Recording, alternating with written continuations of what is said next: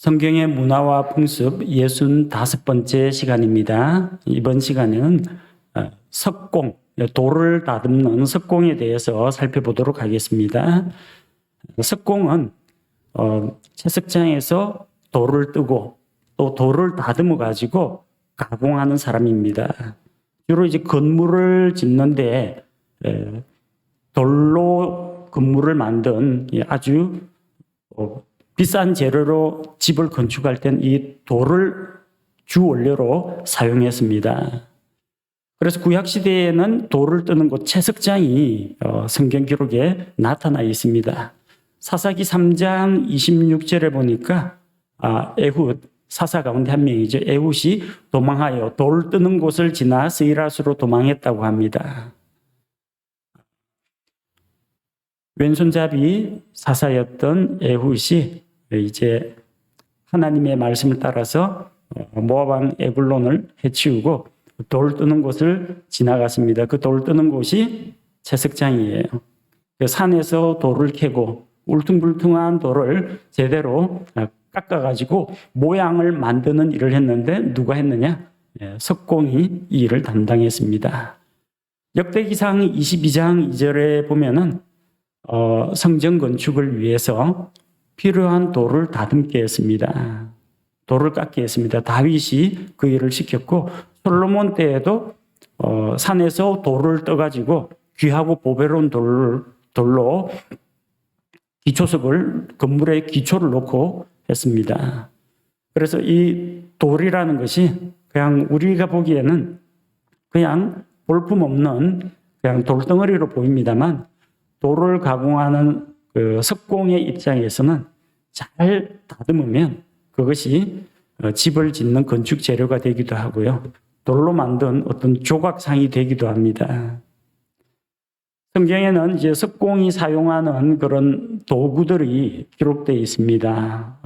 석공은 어떤 도구를 사용했느냐? 쇠망치가 있습니다. 예레미야 23장 29절에 보면은 주가 말하노라 내 말이 불같지 아니하냐? 바위를 산산조각 부수는 쇠망치 같지 아니하냐? 여러분 그 쇠망치 이야기할 때 이 못질하는 이 망치 이야기하는 게 아닙니다. 영어 성경에 보면 해머라고 되어 있습니다. 해머. 그러니까 커다란 쇠에 굵은 자루가 달린 그 해머 있죠? 그 쇠망치를 말합니다. 바위를 깨뜨리는 그 해머를 사용했습니다. 그 다음에 이제 줄이 있습니다. 줄. 건물, 요즘은 뭐 전부 다 아주 고급 장비들, 수평계, 뭐 수직계, 뭐 이런 것들이 다 있습니다만, 옛날에는 이 줄을 사용해가지고, 한 모퉁이 돌에서 다른 모퉁이 돌까지 이제 줄을 딱 칩니다. 수평을 잡아주는 거예요. 그 줄에 맞춰가지고 벽돌을 쌓아 올립니다. 그렇게 해야만 벽돌이 가지런하게 지면과 평행하게 쌓아 올릴 수가 있습니다. 대충 눈대중으로 하다가는 삐뚤어지게 되고 이렇게 되면 나중에 건물이 기울어진 그런 모습이 된다는 겁니다. 줄이 필요합니다.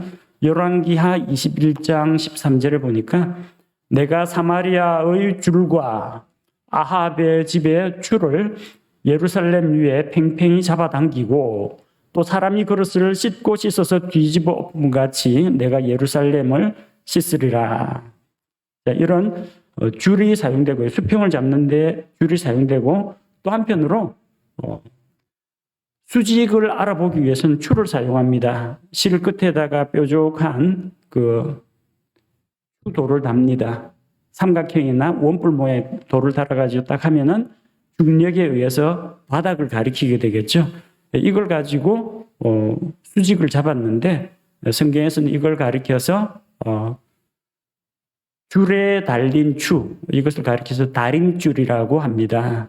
건물이 수직으로 세워졌는지 확인하는 도구입니다. 아모스 7장 8절 말씀해 보니까 아모스 7장 8절에 주께서 내게 이르시되 아모스야 내가 무엇을 보느냐 하시기에 내가 이르되 다림줄이니이다 하매 그때 주께서 이르시되 보라 내가 다림줄을 내 백성 이스라엘의 한가운데 두고 다시는 그들 곁을 또 그냥 지나가지 아니하리니.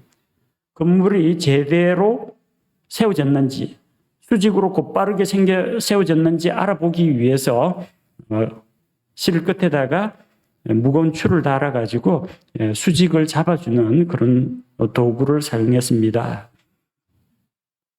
그리고 이 돌이 주로 건축 재료로 사용된다라고 말씀을 드렸는데, 건축물의 기초 공사에는 돌이 큰 반석이 필요합니다. 누가복음 6장 48절 말씀에 보면은, 누가복음 6장 48절에 그는 집을 짓되 깊이 파고 기초를 반석 위에 놓은 사람과 같도다. 땅을 파고 파면요, 깊은 곳에 안반층이 있습니다. 그 안반층에다가 기둥을 박고 세우면은 건물이 흔들리지 않는다는 겁니다. 땅을 깊이 파야 됩니다. 그 집의 기초를 반석 위에 세우고, 그리고 만약에 이런 반석을 구할 수 없을 경우에는 구덩이를 파고, 그러니까 집을 지을 터, 구덩이를 크게 파고 거기에다가 돌과 석회를 채워가지고 굳힙니다. 오늘날로 이야기하면 콘크리트 타설 작업입니다. 그런 식으로 해서 기초를 만들었어요. 그리고 건축물을 올릴 때 중요한 것 중에 하나가 이제 모퉁이 돌입니다. 모퉁이 돌 이야기 많이 들어보셨죠? 지붕을 지지하는 그 기둥을 세우는 곳이 그 모퉁이 돌입니다. 그래서 위로는 지붕을 떠받치고요, 측면으로는 한쪽 벽면과 다른 쪽 벽면이 만나는 곳이 그 모퉁이 돌입니다. 그래서 이 모퉁이 돌은 일반적인 돌보다 더 두껍고 더 커야 하기 때문에 어디 가서 주워올 수는 없어요. 돌을 떠와가지고 다듬어야 됩니다. 그런데 이제 모퉁이 돌이 처음부터 나는 모퉁이 돌하고 이렇게 나와 있는 돌은 없어요. 쓸만한 돌인데 대부분 그 투박한 모양 때문에 건축자들이 외면하는 일이 많습니다. 근데 건축자가 이제 똑바로 보면은 그 울퉁불퉁한 모양의 돌이 다듬어지면은 귀하고 보배로운 기초석이 되겠다. 그러면은 그 돌을 떠다가 손질을 합니다. 깎고 쪼고 다듬어 가지고 매끈하게 다듬어서 건물을 세우는 데 필요한 모퉁이 돌로 삼습니다. 시편 118편 22절에 보면은 건축자들이 버린 돌이 모퉁이의 머릿돌이 되었다고 했습니다. 건축자들의 버린 돌. 건축자들이 돌의 가치를 알아보지 못하고 버렸는데 그것이 나중에 건축물의 모퉁이 돌이 되었다는 겁니다. 누구 이야기입니까? 우리 주 예수님 이야기입니다. 사람들은 예수님을 하나님의 아들로 인정하지 않았습니다. 그분의 가치를 몰라보았습니다. 우리 교회를 건축물에다가 비유하기도 하는데요. 교회는 어떤 곳이냐? 사도들이 기초를 놓았다. 그 기초는 무엇이냐? 반석이신 예수 그리스도시다. 그리고 구원받은 성도들은 그 안에서 벽돌처럼 서로 짜 맞춰져서 건물을 이루어 간다고 했습니다. 근데 그 건물의 무게를 떠받치는 모퉁이 돌. 예수님께서 어떤 모퉁이 돌이 되셨다는 겁니다. 우리는 모두 다 예수 그리스도 위에 굳게 서 있는 그분의 지체들이요.